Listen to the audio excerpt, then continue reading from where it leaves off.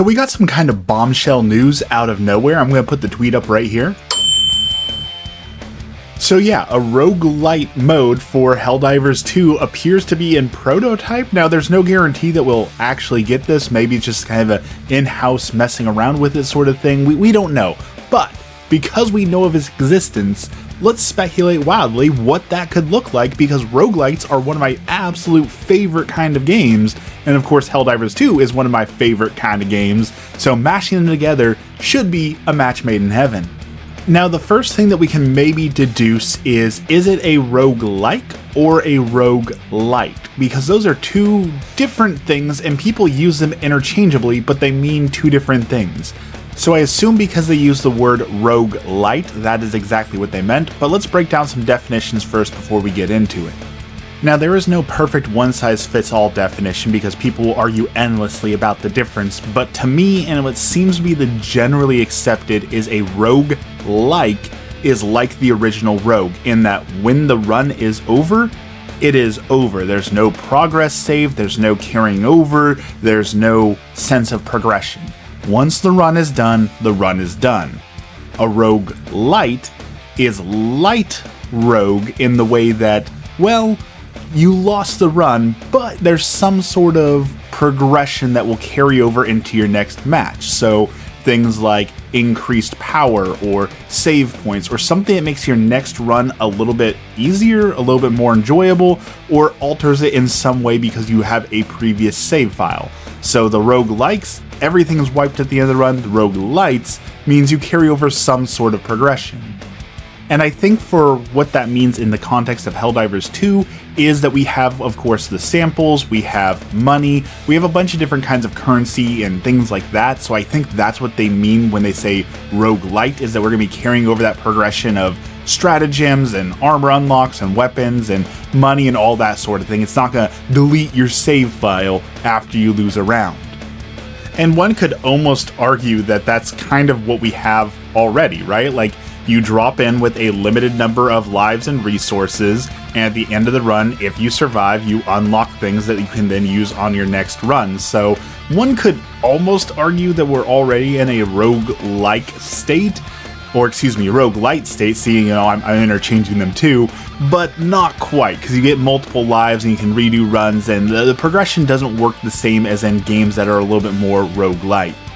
So what will the mission itself look like? Well, of course we don't know for certain, but here's what I think it'll look like, and here's what I would like, and a few different options.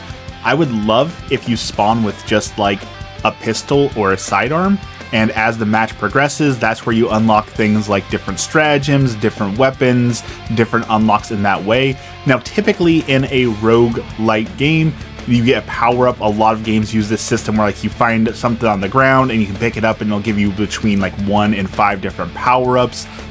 I think that would work here, but I don't think fully. Remember the code for this game is beyond janky, right? So like the game is already coded to allow you to have situational stratagems or change your stratagems mid-mission. What I mean by that is like contextually, when you're close enough to a certain objective, it will give you the hell bomb option, but you can't spawn it all the time. So there must be some way for them to change the access to stratagems that you have in the moment. So being able to change stratagems in the middle of a match or unlock new ones seems very doable. However, things like armor perks, I just don't see the way that it's already coded and made. I don't see a way to change your armor mid-match.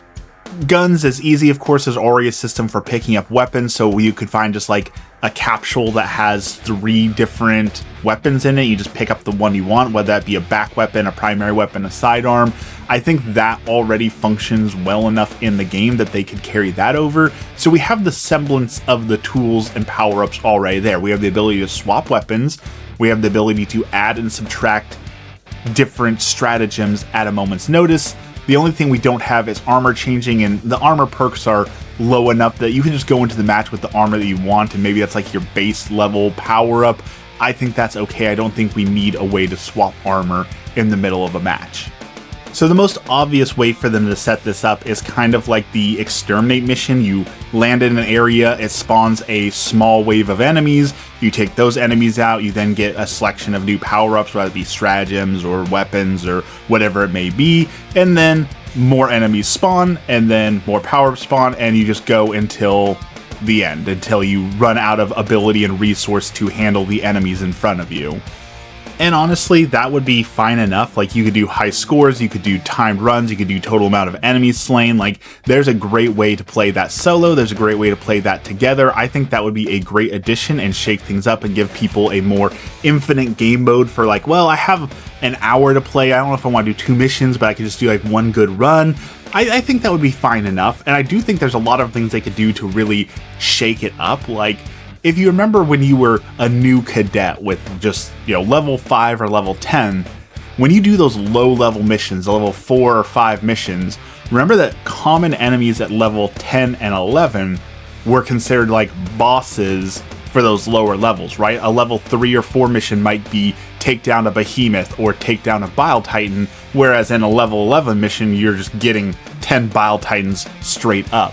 So with that system, they could have like boss every 5 or 10 waves. They could include bosses, they could use things like the dragons or the hive lords. They could even do an interesting thing where they mix enemies together, right? Like, could you imagine having to fight a hive lord while you're also taking on the incinerary squad? Like, there's some interesting ideas for being able to merge things together and make it unique and challenging in its own right. The only issue I see them running into that is it's already sort of similar in a lot of ways to matches we already have, right? We already have horde defense, wave defense styled matches, so how are they going to set it apart from those mission types that already exist, besides, the power-up system that may or may not be in there? And the wish list for things that could make it different or exciting could be infinite long, right? There's a ton of things we could all ask for, want to do, but if this is already like in pre-prototype and we know the limitations of the system, how much are we really going to get? I don't know. I'm still hyped for it.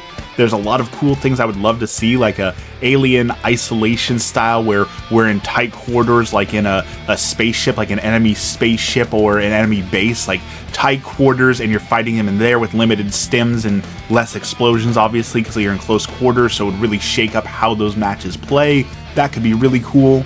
I know a fantasy a lot of people have had is playing as SEAF soldiers, so rather than being a Helldiver, being like the true grunt of the grunt and just having like a machine gun and a pistol and maybe an EAT, that could definitely shake it up and be way different, and that could distinguish the two modes of being like SEAF mode versus Helldivers mode. I could definitely see that being a big shakeup and people really loving that.